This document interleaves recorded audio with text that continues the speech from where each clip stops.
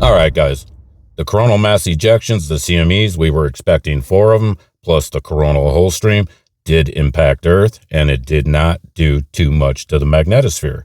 We also saw flooding in Colorado this past week, where the remnants of 2 tropical storms took the blame.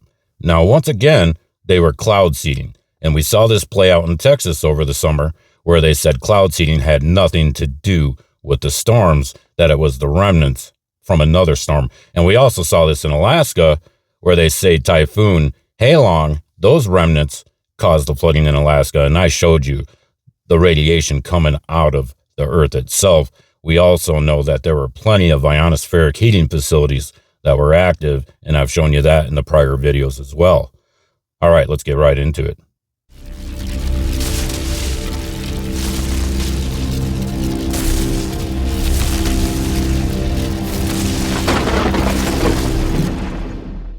What's up, Skywatchers? What is up indeed? Saturday, October 18th, 2025. The most dangerous piece of fiction humanity ever created isn't found in a novel. It's the climate narrative. It's a story that tells you the planet is your enemy, and it tells you that you are the enemy to the planet. The sun should be feared, and that only centralized control can save you. Every graph, every campaign, every crisis you see is built on that same story. My work is about pulling the curtain back on how that story is engineered and how it's used. Everyone right now is talking about the sun going crazy. I hear it every day. People saying solar cycle 25 is out of control, and that's what's causing all the disasters that we're seeing. But when you actually look at the data, it doesn't match. We've had 4 CMEs and a coronal hole stream hit Earth over the last week, and what happened? Practically nothing. The magnetosphere handled it just fine. No major compressions, no real field collapse, and no radiation overload like they predicted. Now here's the thing. For almost 10 years, the media and the scientific outlets have been hyping the solar cycle, calling it the most intense in modern history. But the truth? Solar cycle 25 is one of the weakest we've seen in decades. The numbers don't lie.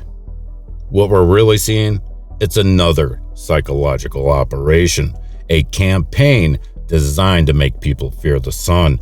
Just like other fear-based events we've lived through recently, it follows the same pattern: create a crisis, control the story, and then redirect attention away from the real cause. And the real cause? It isn't 93 million miles away. It's right here on Earth. We've got ionospheric heaters, phased array radars, and electromagnetic experiments constantly interacting with our magnetosphere. These systems can simulate solar effects, storms, auroras, and even radiation spikes without the sun doing a thing. But the public doesn't know how to read the charts and graphs, so they're told it's just the sun. It's normal. Meanwhile, these same facilities are running campaigns right before we see so-called natural geomagnetic storms. That's not a coincidence. So while everyone's being told to fear the sun, the truth is technogenic interference, human-made electromagnetic activity is rewriting the planet's energy system in real time. The sun isn't the enemy here. Fear is. And fear is the oldest tool of control that there is.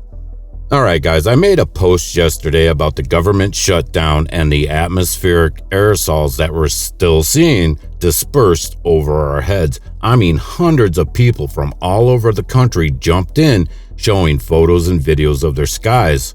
Now this is supposed to be during a government shutdown, when everything is supposedly paused, yet day after day the skies tell a different story.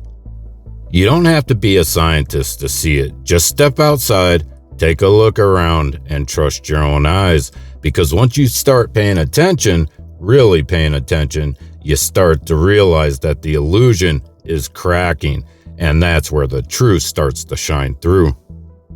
All right, now to the recent floods in Colorado. Every time we hear the remnants of a storm, it's the same pattern. Texas, Arizona, New Mexico, Alaska, and now Colorado. A tropical system weakens, drifts inland, and then suddenly unleashes record rain right over active cloud seeding zones.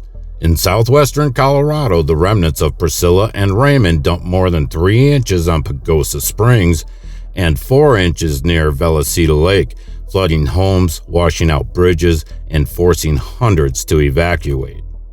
All right, let's take a look at these maps.